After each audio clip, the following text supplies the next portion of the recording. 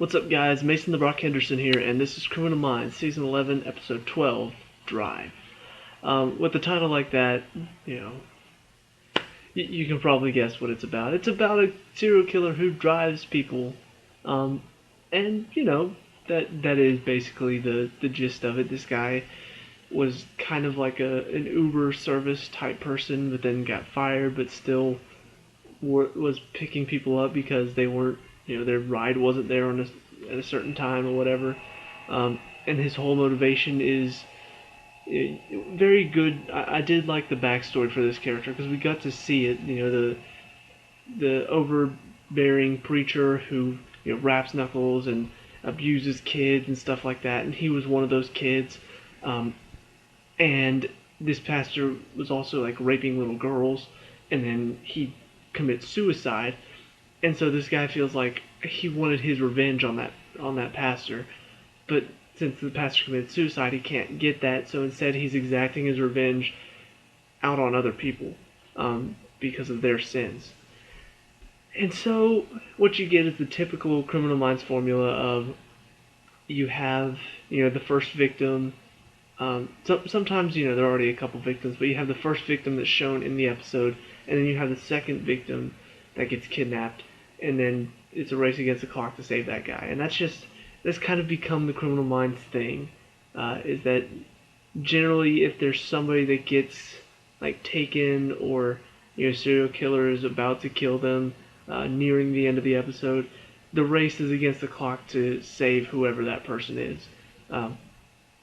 So, in that respect, it was very familiar and, similar to pretty much every Criminal Minds episode, almost every episode made.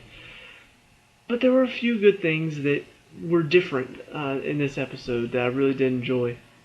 One, I like the fact that the whole cast is back. I said that in the last episode, but that one was kind of like it's the mid-season premiere.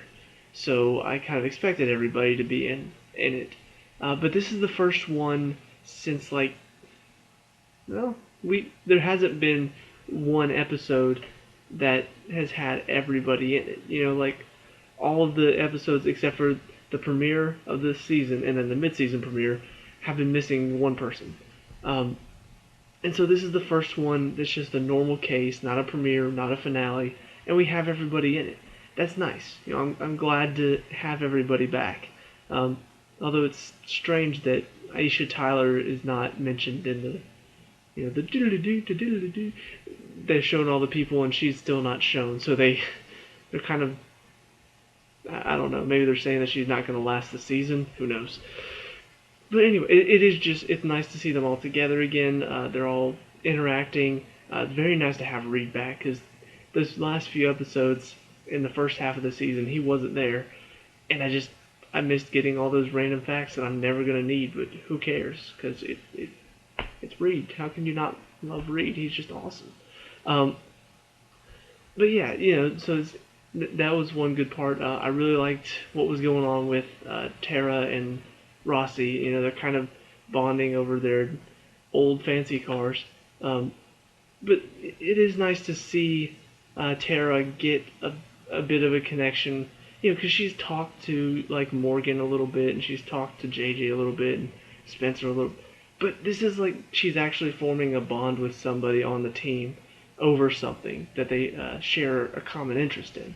So that is nice to see. It was very well done. You had it at the beginning, had it at the end. Another typical Criminal Minds type thing. But yeah, there's not a whole lot to talk about in this episode. The guy that was the serial killer was one of the best, that I can think of. Obviously they've had several of the main serial killers that have popped up over a couple episodes or something. This guy the way he talked, even when he was talking softly, he still had a commanding voice. And it's because he was emulating this pastor that beat him as a kid. And he sounded like that, he sounded like an authoritative figure. Because when he's talking to the guy at the end, he says it very softly, but it comes in so authoritative. He's like, "You must atone for the sins of your past," or something along those lines. But that's how it came out, and it flowed so naturally. really, really good villain in this one. So that was good. The the fact that he didn't really have, kidnapping women was just, they didn't really talk about that, why he was kidnapping them, but I like the fact that he came upon the new victim that they had to end up saving. He came upon that victim by complete chance. Like, the guy actually sought him out instead of him seeking out these women that were waiting for their cars. Um, and that doesn't always happen. Most of the time, it's just like, serial killers doing their serial killer thing. In this one, it's like he's planning, he's plotting, and then this guy comes up and knocks on his door, says, "Hey, can I give you a ride? Or can I get a ride?" And then this guy just happens to be confessing his sins in the backseat of his car. I'm just like, that doesn't always happen. That's something different that you don't normally see in Criminal Minds.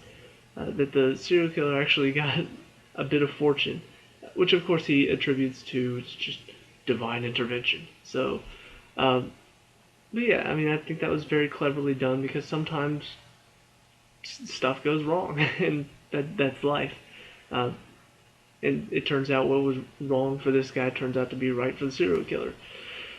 I really can't think of much else to talk about. Like I said, it was a fairly straightforward episode. You kind of knew what turn they were going to take. It was one of those episodes where you know who the guy is because they show him from the very beginning.